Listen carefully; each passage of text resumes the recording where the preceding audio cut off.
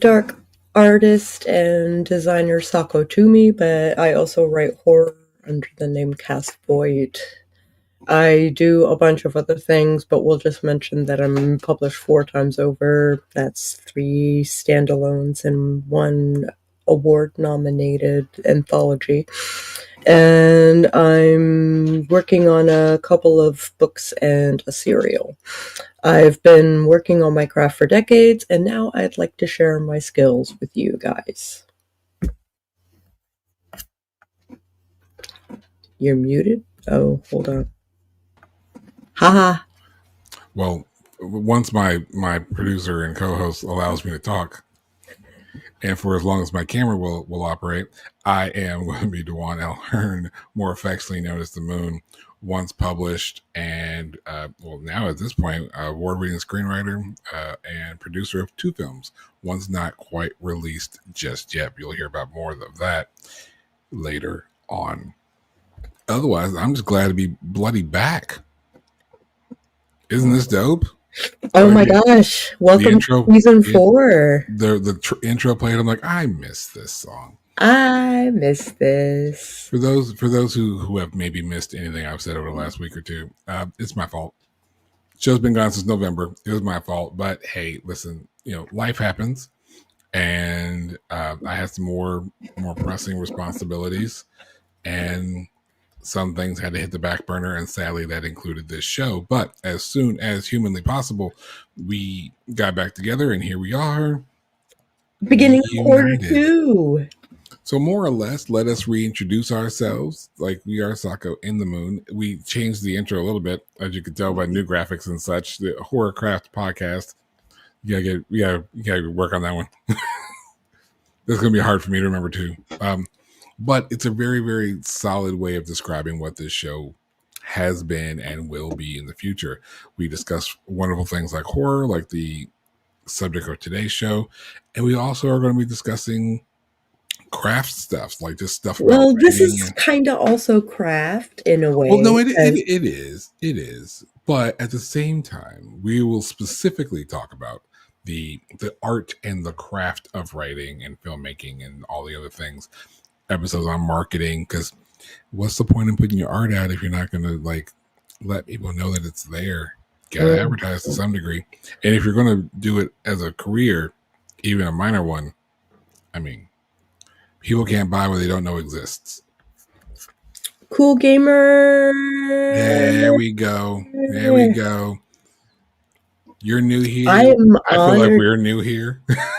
I am honored that you are here.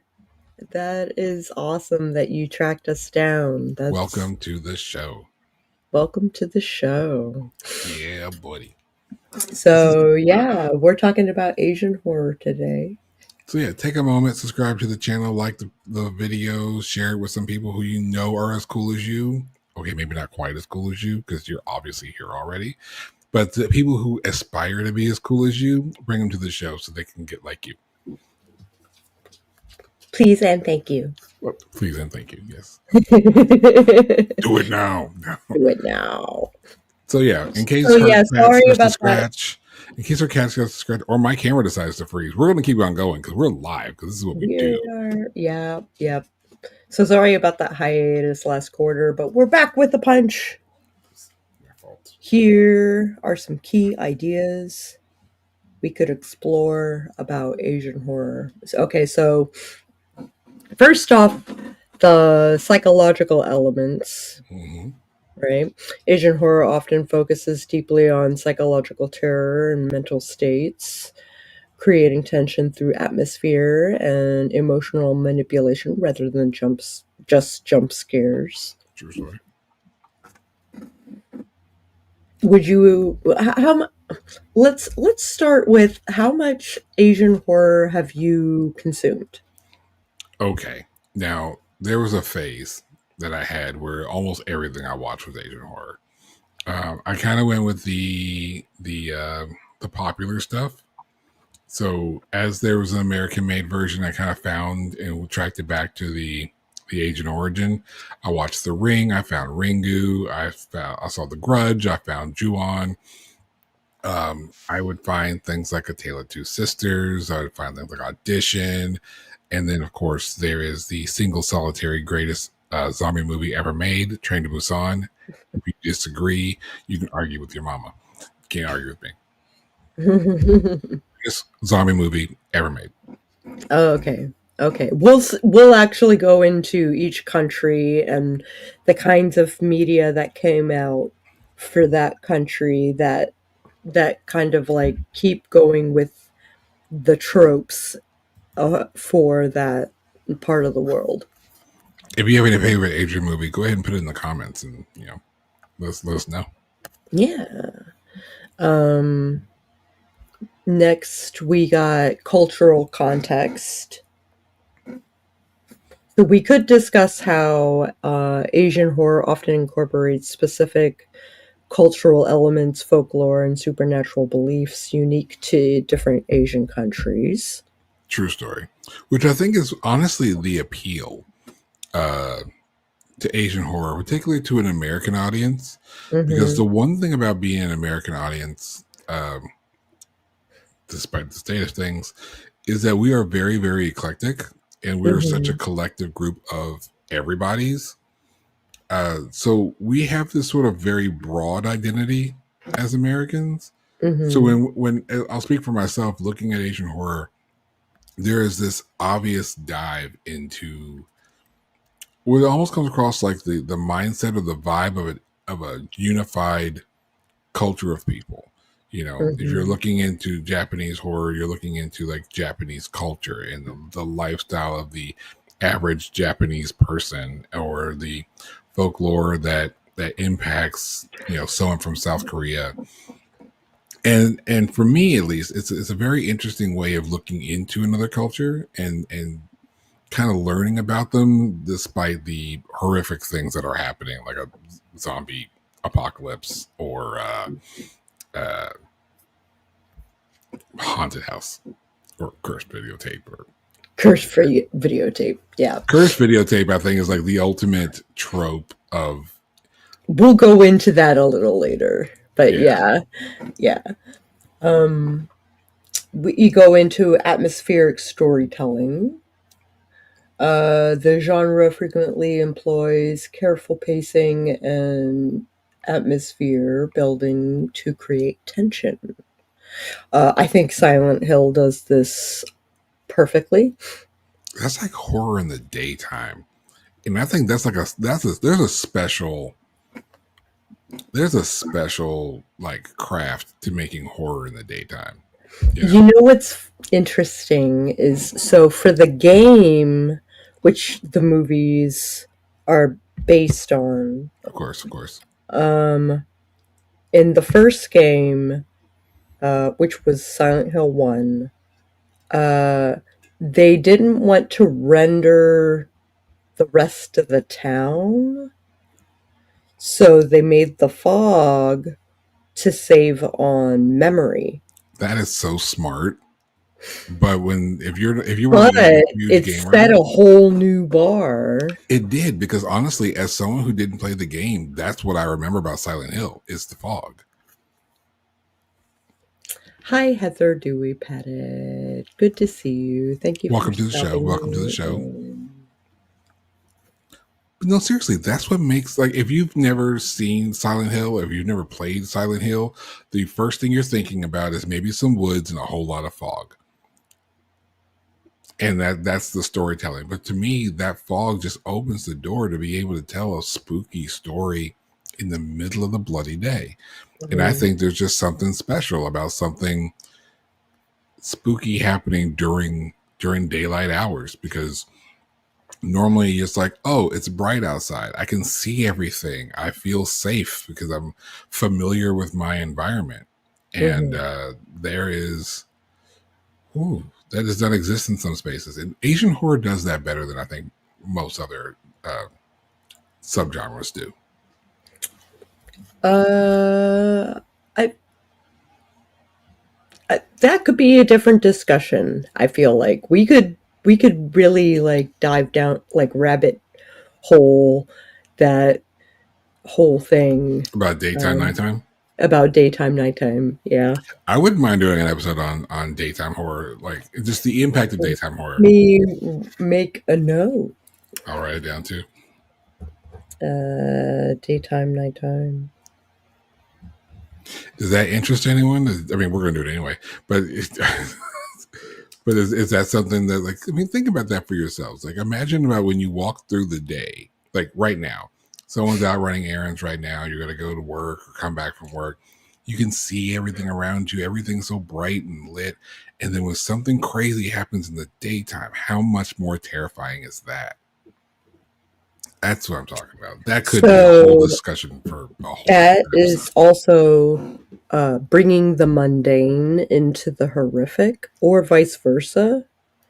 Bringing horror into the mundane. I like it like that. Bringing the horror into the mundane, because it's when you feel, that's what really, like, that contrast. That's good. Just horror makes the horror more horrific. I think that's horror in general. Like good horror, like great horror is when you have something that would otherwise be normal, and then something just really fucked up happens as a result of that. It's like, especially if the person is completely innocent. I did nothing wrong, and then horrific things just happen.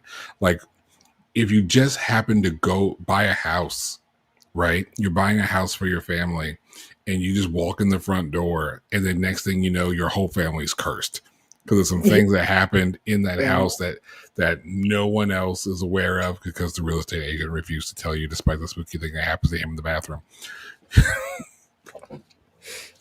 And of course, obviously, you know what I'm talking about. I'm talking about Ju-on, because it's exactly that. That's what happens with Ju-on. Something so innocent as just buying a house, like I just did. And like, I don't know what happened in this house before I got here. I hope I don't have to see like weird cat boys meowing at me from my closet or something.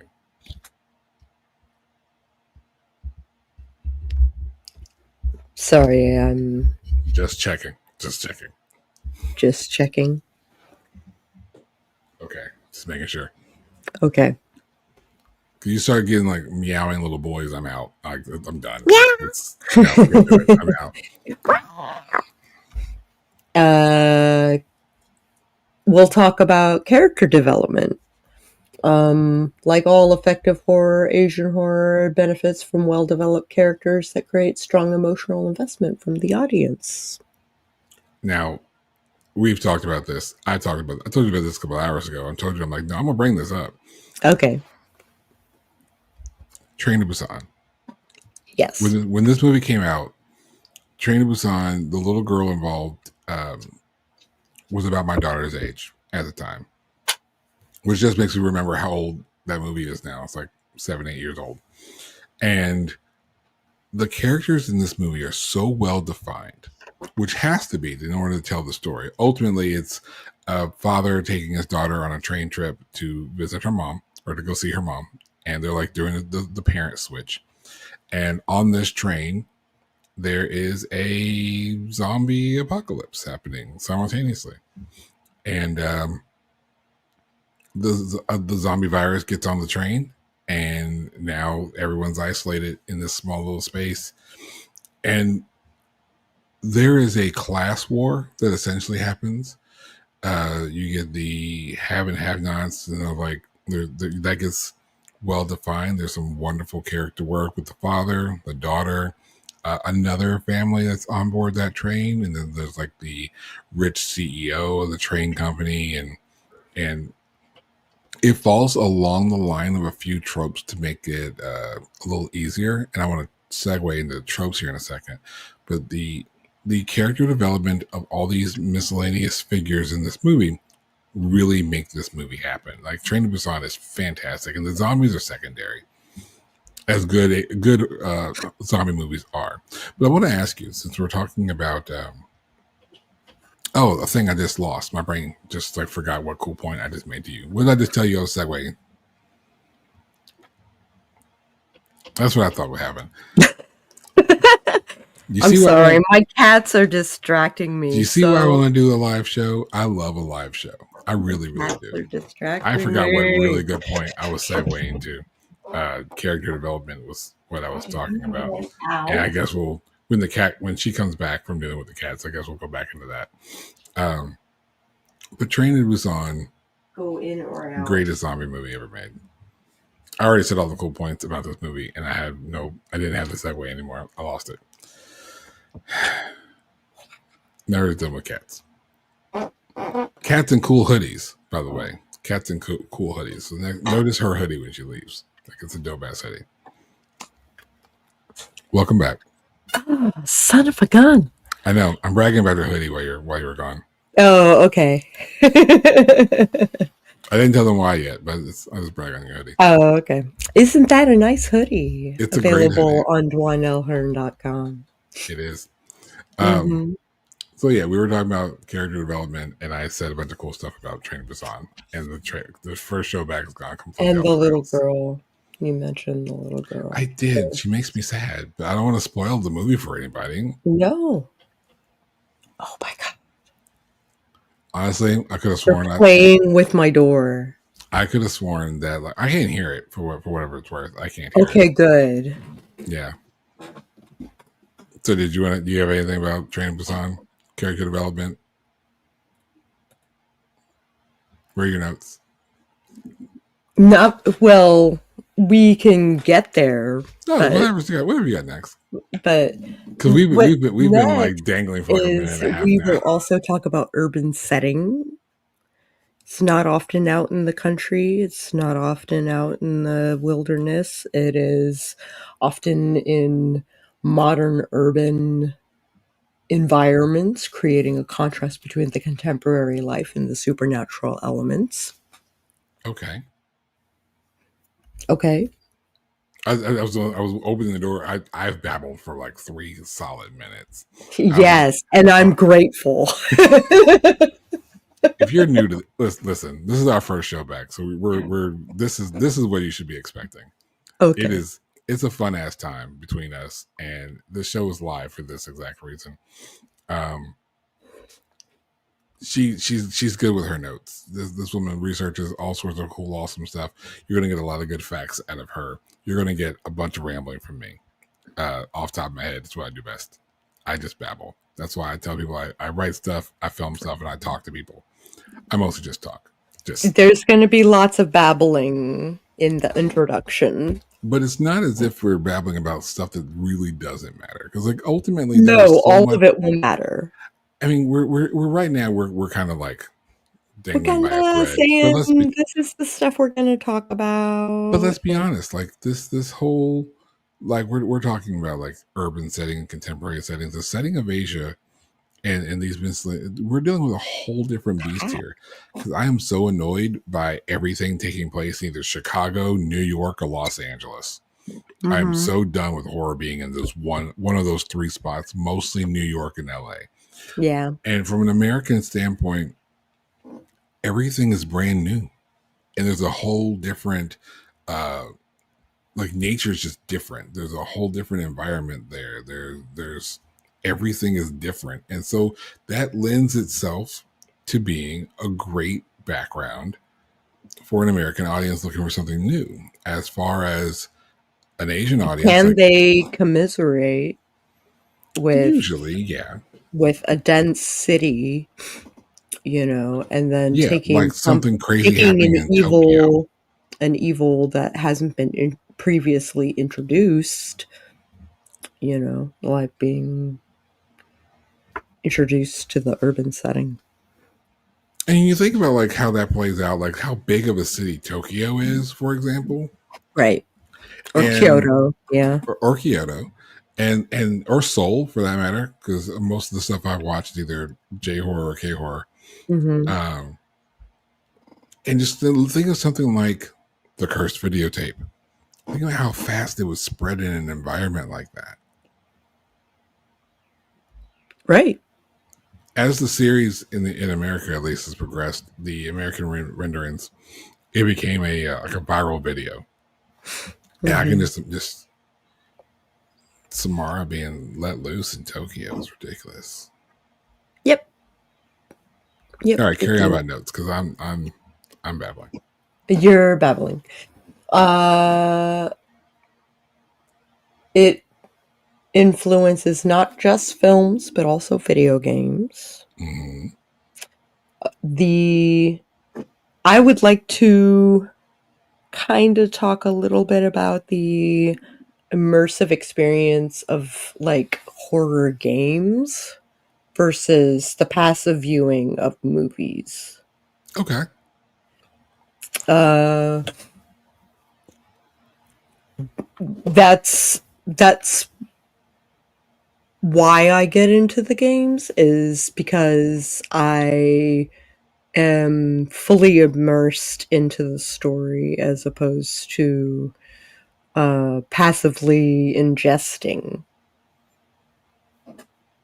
How does your perception vary? Is it because as a viewer I'm watching it from my chair versus as a player in the game you're actively progressing the story yourself? Is that part of the difference? Maybe. So what I'm kind of not. games are we talking? We mentioned Silent Hill. You've already talked about Silent Hill. Oh, What? I get into this like in just a moment. Let's talk about Japan. Okay. Let's talk about Japan. So, staples are movies like Ringu in 1998, Ju-on by the same guy uh, in 2002. As far as video games, uh, I felt like Fatal Frame was one of the first games where you did not technically have a weapon, Okay. and you had a camera, and essentially your camera was your weapon. Is you took pictures of the ghosts and stuff like that. So Um, when you're taking pictures of the ghosts, what happened? Like, are they trapped in the photos, or is that like? they're trapped in the photo. So Oh, that's dope. yeah, the Fatal Frame games are a staple in Japanese horror. Um, and I feel like they were a benchmark in American horror. How so? The Because it was one of the first games that where you didn't have a weapon. I guess yeah, that makes When sense. No so machetes, no knives, no shotguns. this was before Outlast, Okay. right? So Outlast, you were which is an American game, Yeah. but it was essentially you were a journalist that was doing a story on the hospital, and you have no weapons. You have a camera, so you can see in the dark, Okay. and you're Yeah. supposed to be filming stuff for your dissertation or whatever you're writing. Uh, Gotcha. let, Okay. let's see. We got Siren, which uses sight jacking to see through enemy eyes, inspired by Japanese folklore. Sight jacking. That sounds as obvious as it would be. It's just hijacking someone's sight and seeing through the eyes of the ghost. Or vice versa, the The ghost ghost are seeing. seeing through the person. Oh, that's crazy. So are you? So what's the gameplay like in that? It is technically survival horror, along with Silent Hill and Fatal Frame. They're both survival horror. Gotcha. And of course, if you haven't heard of Silent Hill, it's a psychological horror masterpiece featuring fog covered town and disturbing monsters from hell. Woo! You had There's like one moment of like distortion as you did that, which it Yeah. didn't mess anything up. It like added to the what you were doing. This spoopy. We're gonna pretend like you did that on purpose. Okay. Yes, I did. Yeah. In Korea, we definitely have. Train to Busan, There's which also Peninsula, but we don't need to talk about that. It's the sequel, The Train to Busan. I have not watched the sequel. Yeah, you didn't miss anything. It's fine. Okay. Yeah, it's. I feel like Train to Busan was great as a standalone. The ending Mm-hmm. is so powerful and impactful. Mm-hmm. And then they made a sequel because it was such a good movie. And they did not need to do that. Yeah, I got you. Yeah. Like you didn't Um, see it. It's unless they make a third, there's no need to see the second. um, The Wailing. Okay. I've heard of Have that one. I haven't seen it. You've heard of it, but you haven't seen it. It was 2016. Mysterious plague and shamanic rituals create a slow burn horror story. The Tale of Two Sisters, Oh, such a crazy movie. a psychological horror classic Mm-hmm. based on Korean folklore. I think the American remake of that is Uninvited. Oh, I think so. I think that's what I was. I think Oh, The Uninvited is based on the 1944 Uninvited. is it? It could Mhm. be. I could be wrong about that one, but I feel like they were close. Interesting. It goes in a couple tropes, but if I go into the trope that it falls into, then I've spoiled the movie. So just go out and watch A Tale of Two Sisters. I strongly recommend that one. Yes, Tale of Two Sisters is a staple. Um, White Day, A Labyrinth Named School, which was in 2001, set in a haunted school featuring Korean urban legends and terrifying spirits. And then The Coma, a side scrolling survival horror game featuring a haunted school and ghostly figures. Woo!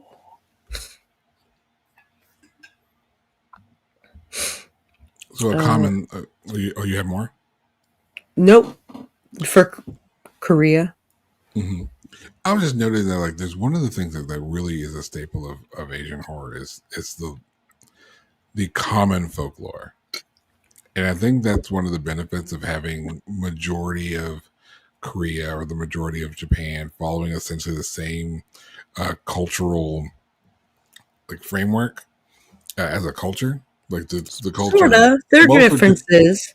well, yeah, obviously regionally there'll be differences, but for the most part, Japan's history is Japan's history, and I think that somewhere in those legends and in those cultural, um, that folklore, those legends and those myths, those urban legends that you mentioned, uh, is great fodder for not just the stories themselves, but when you look at horror, one of my biggest pet peeves is people who just want to just blindly disbelieve what's blatantly happening in front of them.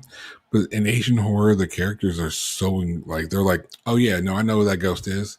Mm-hmm. I know not to mess with it. And then like it's just like already in these Asian cultures, as much as they vary, there is a general understanding and acceptance of the supernatural, which I think adds to the character, the live to dead, or I guess undead interaction between the two. Hmm. And it makes character so much different in Asian horror comparatively to American horror. I have to agree. China, Taiwan, and Hong Kong. I don't think I've seen an Asian horror movie out of China. Of the Eye, Oh well, yeah, I've seen the Eye. I've seen the Eye. which was Chinese, I which think I've seen was the American version of the Eye. I think that the was my woman problem. receives a corneal transplant and starts seeing ghosts. Rigor Mortis, which was a modern take on the Jiangshi, which are Chinese hopping vampires. I don't know about the hopping part. Yeah, I was very confusing about like, do they just jump? The best. Yes, they I jump. mean, Yeah. now I don't listen. I don't know what they're trying to say, or if that's a mistake. But if there's some movie out there where it's just a bunch of hopping vampires like some kangaroos, I'm all for it. If it It's a doesn't movie. exist, It's a movie. Yeah. I need to see that. I It's need to, called Rigor Mortis. yeah, which is even better because you're stiff in rigor mortis and you don't move. So you're so nimble in death that you can jump. I'm alive and my knees bad enough. I can't jump. You don't see me jumping around, hopping nowhere. No, that ain't happening. Now I'm over here jealous of dead people. This is ridiculous. Good to see you guys. Thanks for hopping in. I thought watching Tony Bennett jump around and run around on the stage was bad enough. Jesus. Uh, I know. I'll throw Tony Bennett will throw off anything. Not Tony Bennett. Barry Manilow. Barry Manilow. Mary. Barry Manilow. Yes. Yeah, Barry Manilow saw him live. Moves around on stage fantastically. Me, I can't. My knee hurts sitting down. And now we got a movie called Rigor Mortis, and these vampires are jumping. It's ridiculous. They're dead twice. That's unfair. Yeah. Detention, which was a video game. Mm-hmm. A chilling story inspired by real historical events, which was during the White Terror era. English is hard sometimes. English is hard most of the time. And Devotion, which was a psychological horror game with disturbing Taiwanese cultural elements, which it was actually banned in China. So, well, that checks out. I mean, if it was made in Taiwan, it should automatically be banned in China. Like I feel like that just politically checks out. Right. Thailand. I have been diving into Thailand, like Thai horror, which I'll be talking about Home Sweet Home here in a minute. It is objectively terrifying, but it is obviously drawing from tropes in their folklore. Okay. So let's go ahead and get into, what does it say, Home Sweet Home?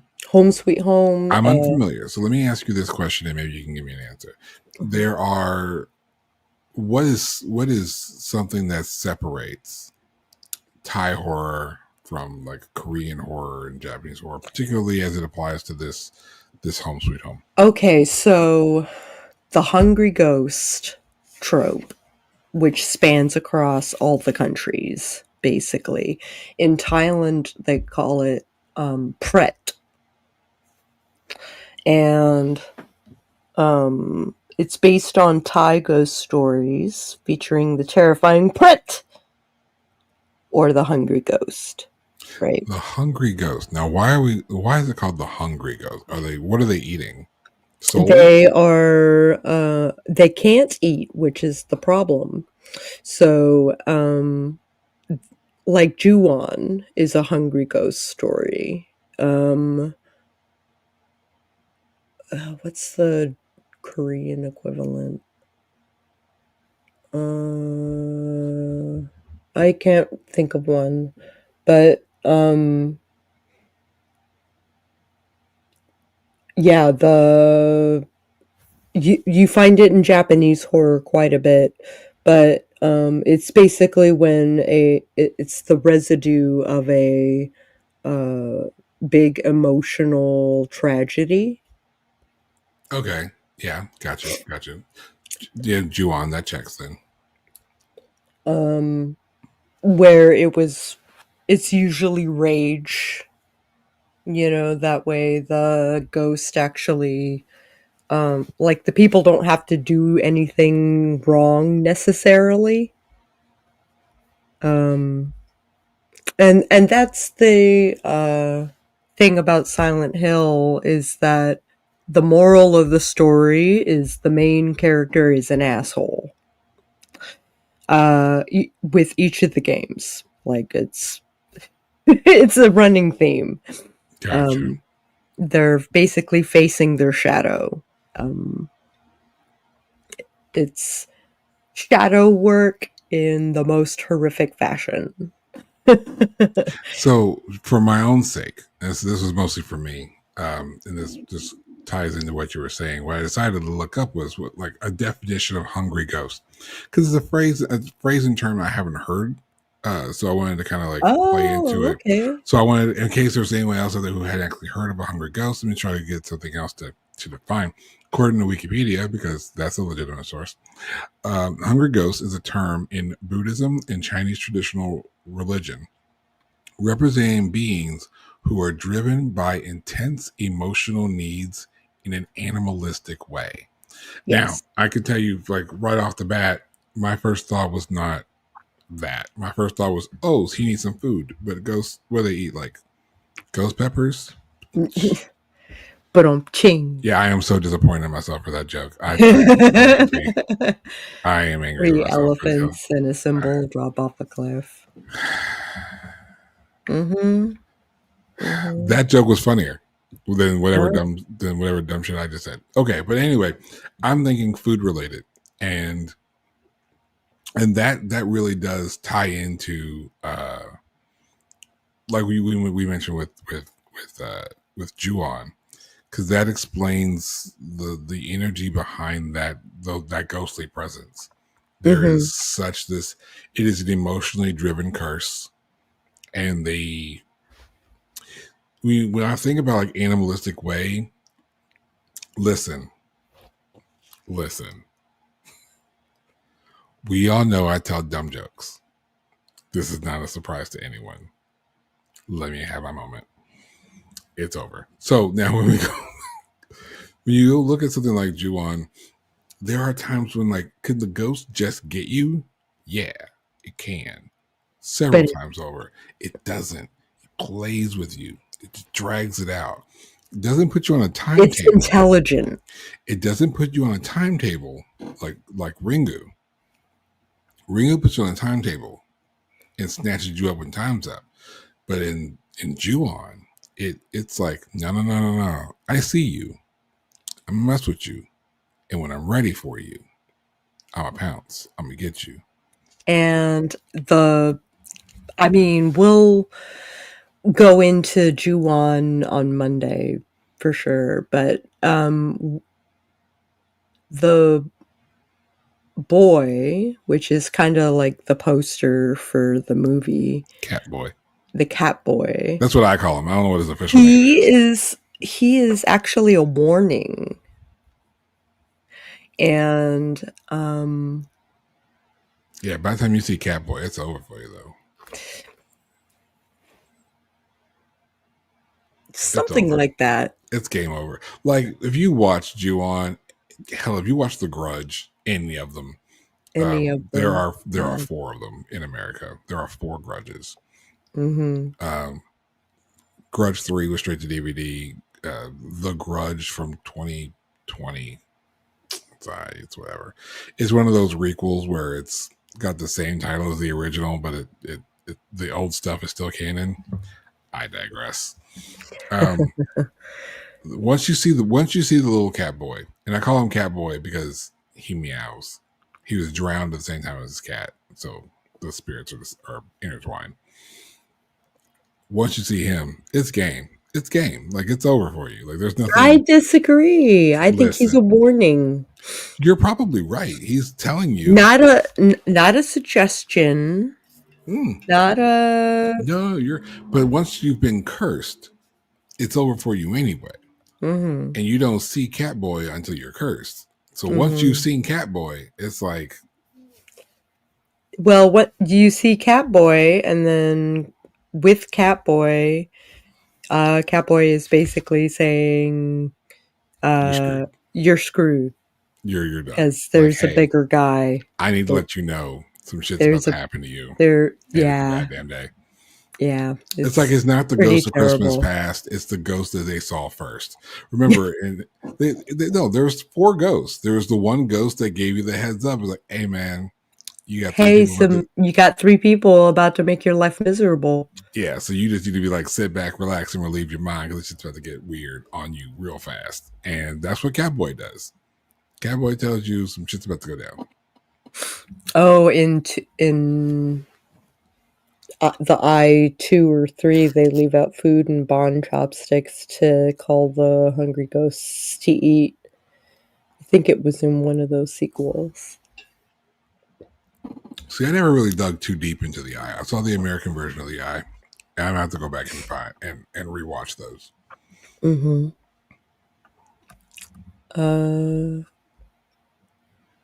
But there's a couple of other Thai and Indonesian media. Dread Out was kind of similar to Fatal Frame. It's kind of Okay. a port. But it was featuring Indonesian ghosts and folklore and stuff like that. How it differs from Thai or Chinese or whatnot, I can't tell you because I own Dread Out, but I haven't had the guts to play it yet. Listen, that checks. It does. First of all, not even just having the guts to play it. Like I own movies that I owned for years that are Mm-hmm. probably still in their plastic right now. I Oh, bought them because they were interesting, or I bought them because I really wanted to own them because owning physical media is important, especially nowadays as things are mm. being, shifted in and out of streaming services. Buy your physical media, particularly books like the ones that we write.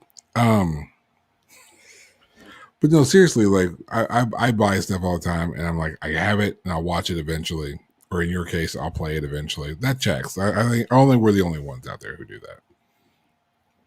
But now you're gonna have to play it, and then like give us we'll do like a follow up. Yes, I will play it. I will nut up and play the goddamn game and probably stream it on Fridays uh On Twitch on Twitch. because you Yeah. have a Twitch channel. Is that a thing you Because do? I have a Twitch channel at Sako of Sako. And she mentioned us talking about Ju-on on Monday. That's why I make sure we get this out. So, like Sako on the Moon, for anyone who's new here, like the show's kind of 2-part. This is actually one of the things we've changed and shifted for this new season moving forward. We started having a movie review show that we do on Mondays, At and the it's end of season 3. yeah, and instead of just picking the random movies that we were watching, like Haunt or Velocipaster, which was fantastic, go back and watch those episodes; they were great. Yeah. Velocipaster is such a great movie.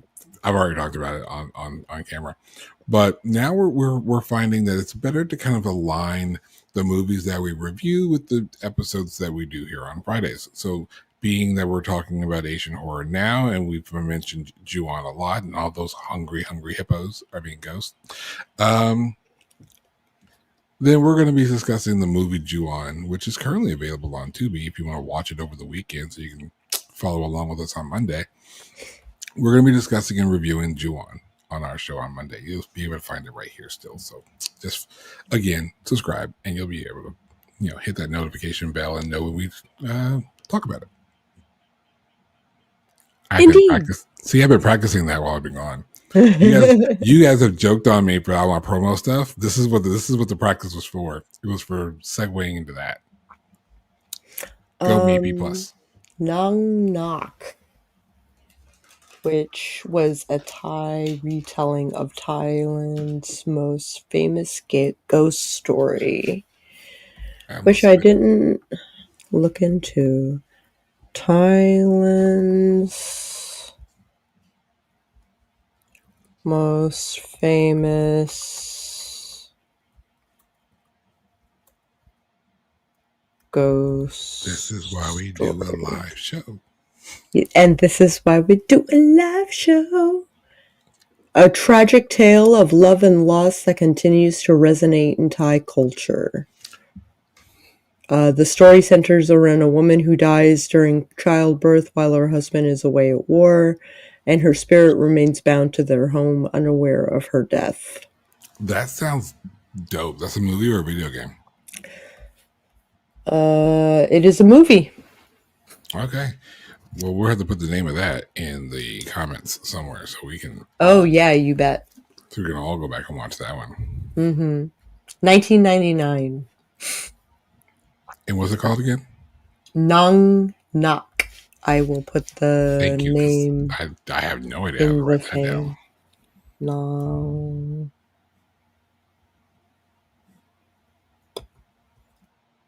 Oh, I can't type. I can never type. Typing English is hard. But Nong Nok is not English. I'm so smart. Of course. But still, like these are notes. Handwritten notes. Let's see. So some of the common tropes and threads. We talked about vengeful spirits. Hungry ones. Hungry ones. Juon, Fatal Frame, stuff like that. We talked about the school horror settings. There's a lot of those. Because there are lots of haunted schools. So there are a lot of school horrors. I've watched a few. I can't remember their names. There's a lot of ones that they're all just set in schools, and I think a lot of the American appeal of those is the acknowledged difference between like pick a country like a Japanese school system or a Korean school system or even a Chinese school system versus any American school system, public or private. There are such differences, there are such variations, and just in how how things are done, like just cleaning up. Like there's something I heard where like part of a school child's day is cleaning up their room so they understand that it's important to keep their space clean. Good luck getting American kids to do that at school. They're like, what's the janitor here for? Well, I'm here to clean up after you guys. Then why am I doing it? American kids aren't going to do something like that. Yeah. They should, though. They should. Clean up after yourself, kids. Especially mine. Please. And curses and urban legends like Ringu, One Missed Call, and Detention. One Missed Call. That's... Watch the Asian one. The American one is... Thank you for the dad look. I want my kids to see this video at some point and be like, Dad totally cleaned the room. But One Missed Call, I feel like that's one that we don't really... people don't talk about that one anymore. I think it's a classic. It should be. It should be considered a classic. There have been some newer ones. Uma, which was like UMMA. That was a good Asian themed horror movie. There's a few. What's the one where the girl finds a phone in her room and calls like the girl who used to live there in the past? I'd look that one up at some point. I'll come back. Ooh. Yeah, it's crazy because it's hard to explain, but like when her family bought the house, there was a family that lived there, and because that's who they were buying the house from, and there was a girl there and the little girl here, and so this little girl grows up in that house, comes back, and then calls back in time this girl, and then there's like this really weird interaction between these two girls from different time periods, connected by this one phone. It's nuts. Neat. I have to figure out what it's called. Super neat. So why is it so effective? Why does Asian horror have the impact that it does? And I think it stresses the psychological aspect of horror and kind of like weighs it against the jump scares and kind of balances it out. Like Silent Hill versus Resident Evil, for instance. The feeling of helplessness that, like Fatal Frame and Dread Out, where you don't have a weapon and all you can do is run. That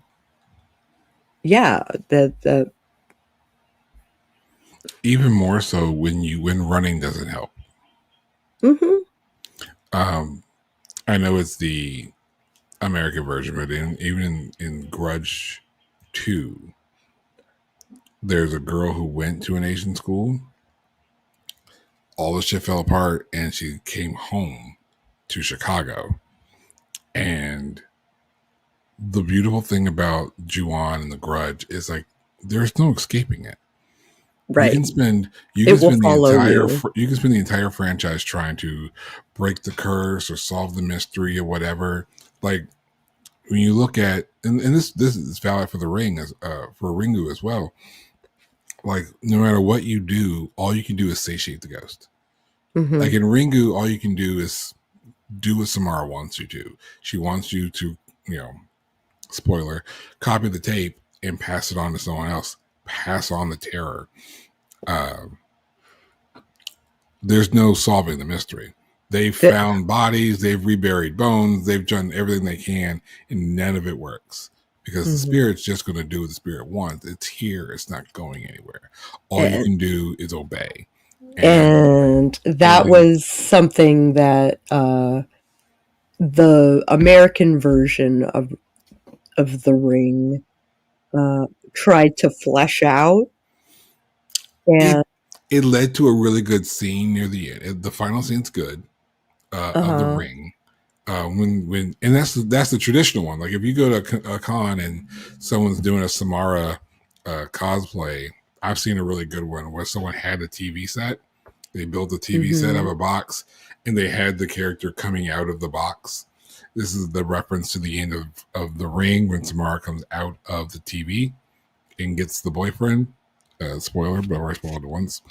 But that's the classic scene that everyone thinks about when they play back the Ring is Samara coming out of the TV once they've relieved themselves of the curse by copying the tape, and then it still comes back and gets somebody. Like that's the only way you can get satisfied. And I love that in a movie when you cannot win, when you have a no-win game. And Asian horror does that better than anybody. I agree. We have 5 minutes left. Whoa. We've been talking about tropes in different Asian countries and their horror. I love Asian horror, both in film and in video games, and the bar keeps getting raised. It really does. Right now, Asian horror tends to revolve around domestic horror, which we'll be talking about in a couple of weeks, which will be a special event because we will be having the fantabulous Renmelian, the Renaissance chameleon, multifaceted, a multifaceted artist and author and publisher, and a bunch of things that she'll be putting in her 2 cents. Yeah, if you think that we are wearers of hats and doer of things, then you've not met Renmelian. Because she's literally wearing all the hats and doing all the things. Like pick a thing, she does it. And if she doesn't do it, she probably has done it. She is a fellow Renaissance woman. Mm-hmm. She's super dope, super friendly, and she has all kinds of information that she would love to share with everybody. So this coming Monday, we will be reviewing Ju-on and putting it under a microscope. Mm-hmm. We have a rigorous critique system that we put the movies through, and hopefully we can fill up an hour talking about movies. We'll make dad jokes for 5 minutes if that helps. Yeah, I know, right? I might do that. Next week, this coming Friday, that's not today, but next Friday, The next one. we will deep dive into body horror, which is a trope in Asian horror that deserves looking into. There's some really good body horror, like all over the world, like, and that's just all the and weird. we'll get into it. Yeah. Boy. I mostly hang out on Facebook and Blue Sky at Sako to me. But if you Google Sako of Sako or Sako to me or Caspoit, you will find all of my stuff, my art, my books, my dancing, my websites, etc. And Moon should tell us where we can find him on the interwebs. If you Google the moon, you'll find a whole lot of article about a giant rock in space. That's not me. But if you look up Dewan L. Hearn, you'll be led to my website, which is dewanlhearn.com. You can find me literally everywhere. My boys have checked. I'm like the first 2 or 3 pages. You can trust that that's all my stuff. You can find me on most social media platforms as DL Hearn Writes. I'm mostly on Blue Sky. I do a lot of stuff pertaining to horror and professional wrestling, the greatest form of theater. And yeah, that's where you can find me. Go to dewanlhearn.com and you'll find links to all of my everythings there. Yeah. Thanks for sticking it out to the end, you guys. If you liked this podcast, please rate us or like us or follow or subscribe or whatever. Like, get fancy with the buttons. You can contact us at sakoandthemoon@gmail.com, and we will see you next week. Moon out. Spinning around, doing this. Spinning around. Until we do this. Until we end.